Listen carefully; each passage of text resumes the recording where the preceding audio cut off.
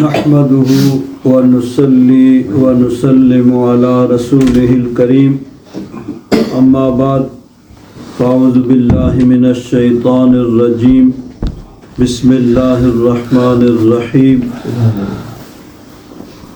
لقد جاءكم رسول من أنفسكم عزيز عليه ما عنتم حريص عليكم بالمؤمنين رؤوف رحيم فإن تولوا فقل حسبي الله لا إله إلا هو عليه توكلت وهو رب العرش العظيم صدق الله مولانا العظيم إن الله وملائكته يصلون على النبي يا أيها الذين آمنوا صلوا عليه وسلموا تسليما اللهم صل على سيدنا محمد وعلى آل سيدنا محمد وسلم. حضرات گرامی قدر، یہ ہفتہ وار محفل ذکر اور اس کے ساتھ یہ ماہانہ محفل 11ویں شریف ہے. اللہ تبارک و تعالی ہماری اس حاضری کو اپنی بارگاہ میں قبول فرمائے اور اس محفل پاک کو ہم سب کی بخشش کا سامان بنائے. حضرت غوث اعظم رضی اللہ تعالیٰ عنہ آپ کی 11ویں شریف یہ ایک تبلیغ کا ذریعہ ہے کہ جس میں احباب کو جمع کیا جاتا ہے اور تلاوت کلام پاک، نعت خوانی، ذکر اور واعظ و نصیحت ہوتا ہے. اور یہ سلسلہ خود حضرت شیخ عبد القادر جیلانی حضرت غوث اعظم رضی اللہ تعالیٰ عنہ نے شروع فرمایا کہ آپ اپنے احباب کو، مریدین کو جمع فرماتے اور ان کو تبلیغ فرماتے، وہاں واعظ و نصیحت ہوتا، ذکر و فکر ہوتی اور آپ خود یعنی وہاں لنگر کا اہتمام فرماتے اور اپنے مریدین کو لنگر بھی عطا فرماتے. تو یہ ایک تبلیغ کا ذریعہ ہے جس کے ذریعے سے ہم اپنا دین سیکھتے اور سکھاتے ہیں. مختلف ایسے یہ محافل جو ہوتی ہیں، اصل بنیادی مقصد ان تمام محافل کا وہ دین سیکھنا ہے. چاہے اس کا نام محفل میلاد رکھا جائے، محفل 11ویں شریف رکھا جائے، محفل ذکر ہو، کوئی بھی عنوان ہو، اصل مقصد ہے کچھ سیکھنا کہ انسان اس محفل سے کچھ سیکھے. تو میں آپ حضرات کے سامنے ایک حدیث پاک آج کی اس مختصر وقت میں پیش کروں گا. حضرت ابو ہریرہ رضی اللہ تعالیٰ عنہ اس کے راوی ہیں. فرماتے ہیں قال رسول اللہ صلی اللہ علیہ وسلم سبعۃ یظلہم اللہ یوم القیامۃ لا یوم لا ظل الا ظلہ، کہ بروز قیامت جب کہ وہ بڑا سخت وقت ہوگا، ایسا وقت ہوگا کہ اللہ تبارک و تعالیٰ نے قرآن پاک میں ارشاد فرمایا یوم یفر المرء من اخیہ و امہ و ابیہ و صاحبتہ و بنیہ لکل امرئ منہم یومئذ شأن یغنیہ، کہ اس دن آدمی اپنے گھر والوں سے، اپنے پیاروں سے بھاگے گا.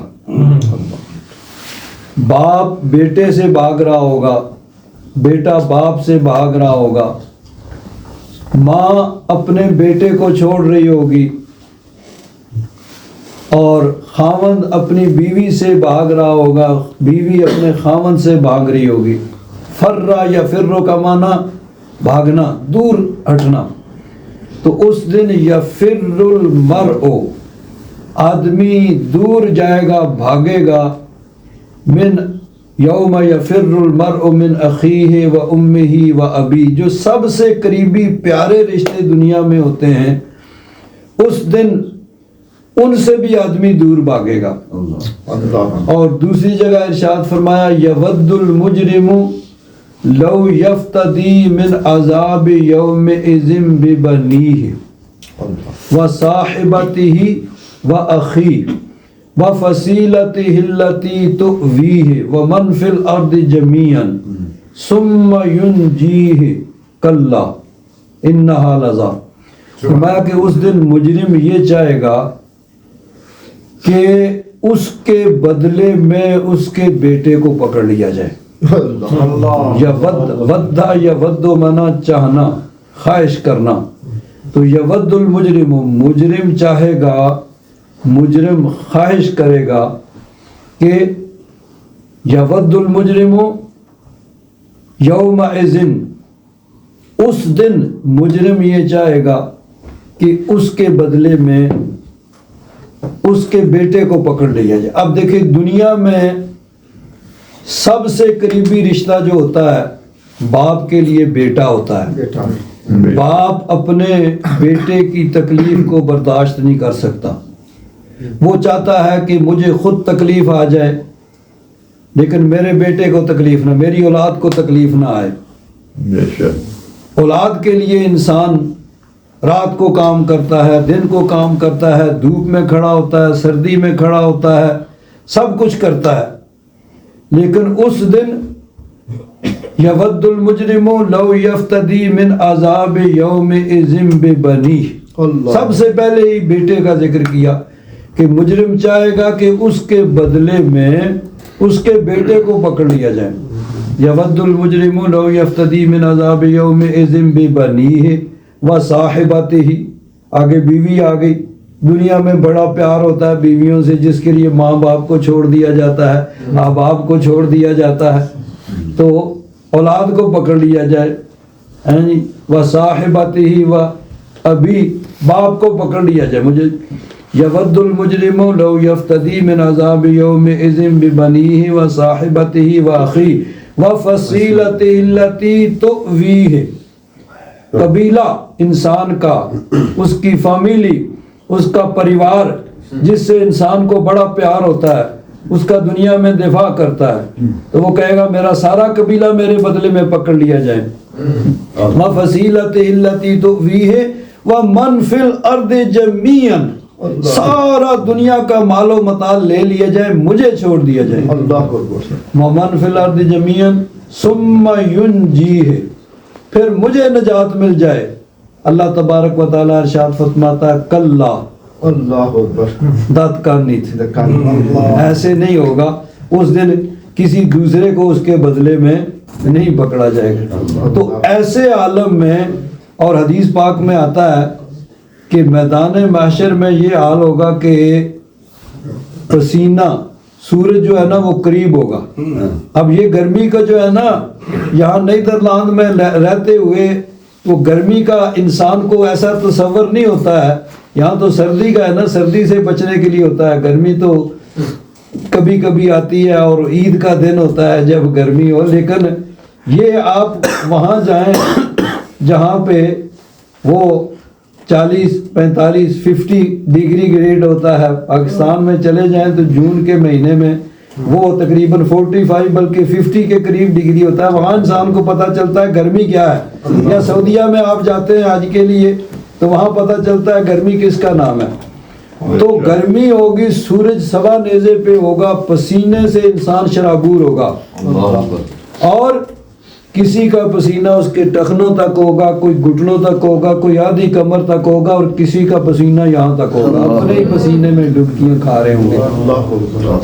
تو ایسے وقت میں جو آپ نے 2 آیتیں سنی اور ایک حدیث پاک کہ اس دن انسان اپنے پیاروں سے بھاگے گا، بلکہ مجرم چاہے گا کہ اس کے بدلے میں اس کے پیاروں کو پکڑ لیا جائے، سب لے لیا جائے، اس کی جان چھوٹ جائے، اور پسینے کا یہ عالم ہوگا، سورج سوا نیزے پہ قریب ہوگا۔ تو حضور نے فرمایا ایسے لوگ بھی ہوں گے کہ جس دن کوئی سایہ نہیں ہوگا سوائے اللہ تبارک و تعالیٰ کے عرش کے،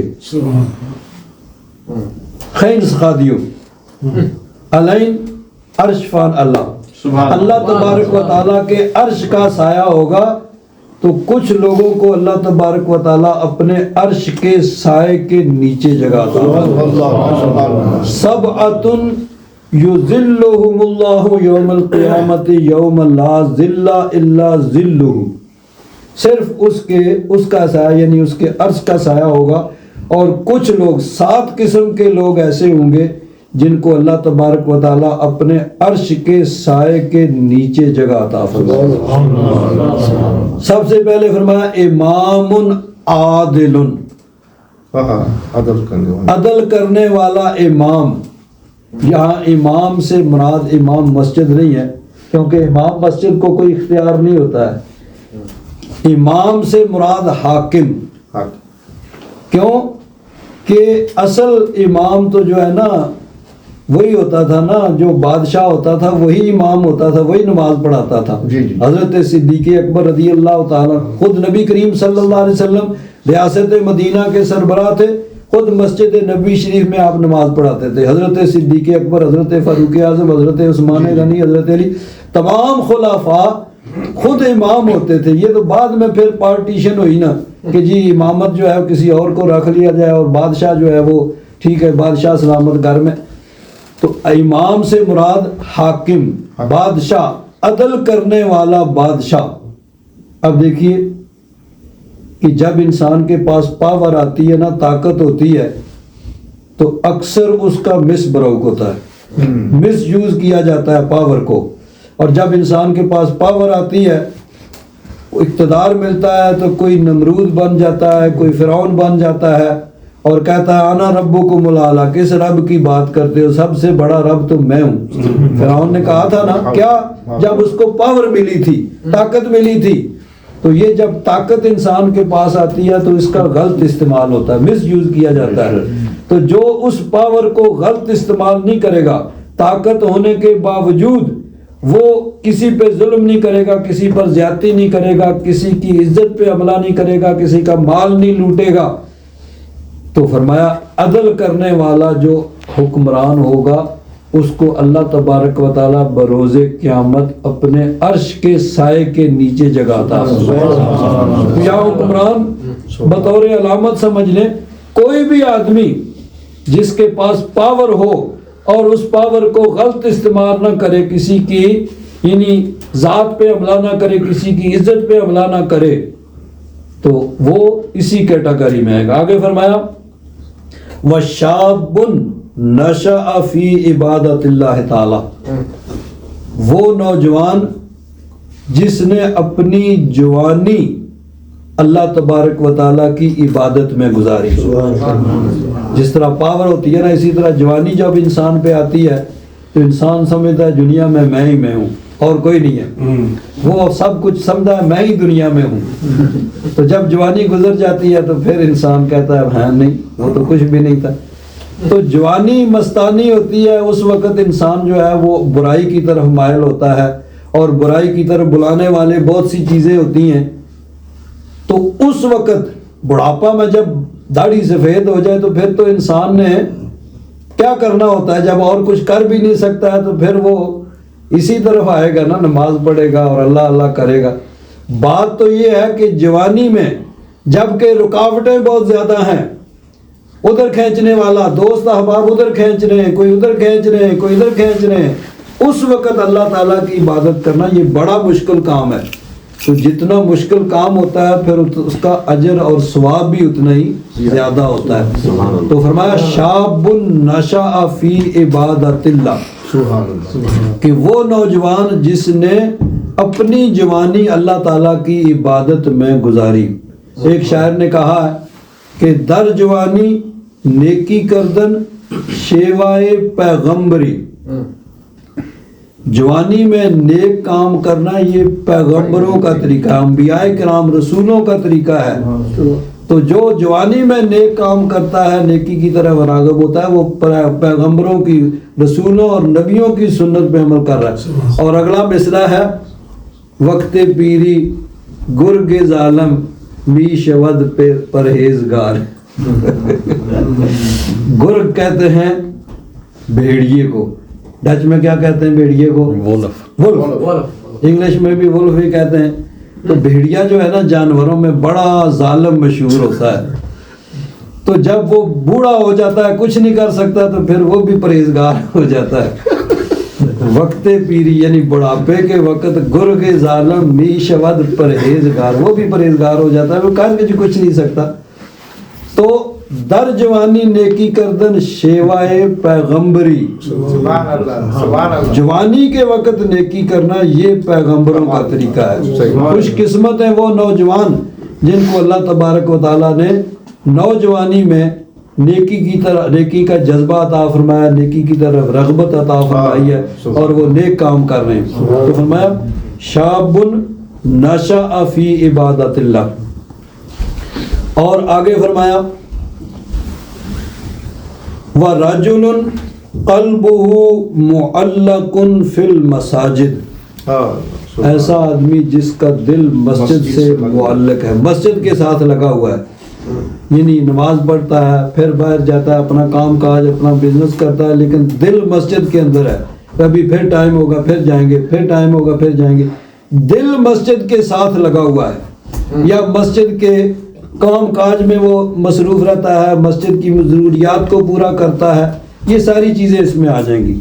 تو فرمایا رجل قلبه معلق بالمساجد ورجلان تحابا فی اللہ اجتمعا علیہ وتفرقا علیہ، دو آدمیوں کے درمیان محبت ہے، محبت کی بہت سی وجہ ہو سکتی ہیں، لیکن فرمایا کہ یہ صرف اور صرف اللہ کے لیے ہے، اللہ کی رضا کے لیے ہے۔ کسی سے محبت اس لیے کی جاتی ہے کہ یہ نیک آدمی ہے، یہ اچھے عقیدے والا ہے، یہ اہل سنت ہے، یہ نیک آدمی ہے، یہ لوگوں کی خیر خواہی کرتا ہے۔ تو اللہ کی رضا کے لیے کسی سے محبت کرنا، دو آدمی جو آپس میں صرف اللہ کے لیے محبت کرتے ہیں، اسی پر وہ اکٹھے ہوتے ہیں اور اسی پر وہ ایک دوسرے سے جدا ہوتے ہیں۔ اور آگے رجل دعته امرأة ذات منصب و جمال فقال انی اخاف اللہ، یہ خاص طور پر اس معاشرے میں یہ بڑی اہم، اس معاشرے کے خاص اس کے ساتھ تعلق ہے کہ دیکھیے یہاں پہ برائی عام ہے، برائی کو برائی سمجھا نہیں جاتا ہے، برائی کو قانونی تحفظ حاصل ہے۔ دیکھیں قانون کیا کہتا ہے، قانون یہاں کسی کو پابند نہیں کرتا بھی پہلے تم نکاح کرو، پہلے تم شادی کرو، وہ کہتا ہے تم آزاد ہو بھائی، تمہیں آزادی ہے، تمہیں کوئی نہیں روک سکتا۔ تو قانوناً برائی کی یہاں اجازت ہے، کوئی جرم نہیں، قانون اجازت دیتا ہے۔ اور یہ آپ بہتر جانتے ہیں کہ ویسے بھی یہاں برائی کو ایک یعنی صرف یہ نہیں کہ قانون اجازت ہے، بلکہ یہ ایک پیشہ ہے اور ایک بزنس ہے برائی، سمجھ گئے میری بات، کہ یہ ایک بزنس ہے برائی، بدکاری۔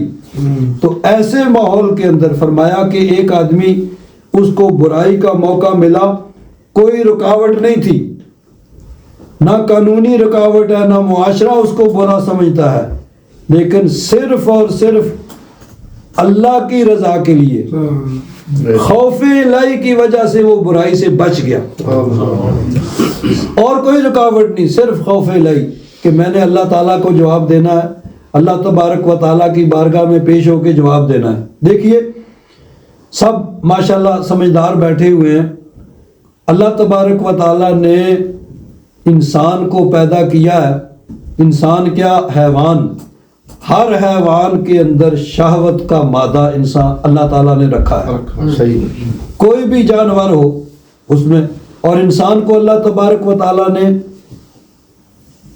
اشرف المخلوقات بنایا، عقل کی دولت عطا فرمائی۔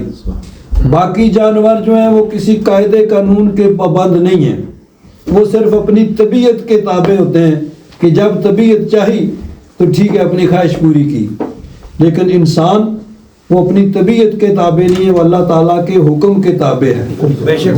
اللہ تبارک و تعالیٰ نے ہر مرد اور عورت میں شہوت رکھی ہے، اور اس شہوت کو پورا کرنے کے لیے ایک جائز طریقہ بتا دیا کہ یہ جائز طریقہ ہے جس طریقے سے تم اس شہوت کو پورا کر سکتے ہو.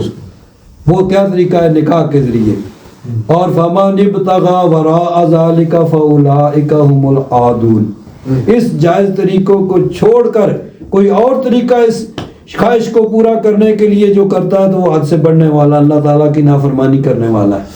تو ایسے معاشرے میں جہاں نہ کوئی قانونی رکاوٹ ہے نہ کوئی معاشرتی رکاوٹ ہے، جو انسان بدکاری سے برائی سے بچے گا تو صرف اور صرف خوف الہی کی وجہ سے بچے گا.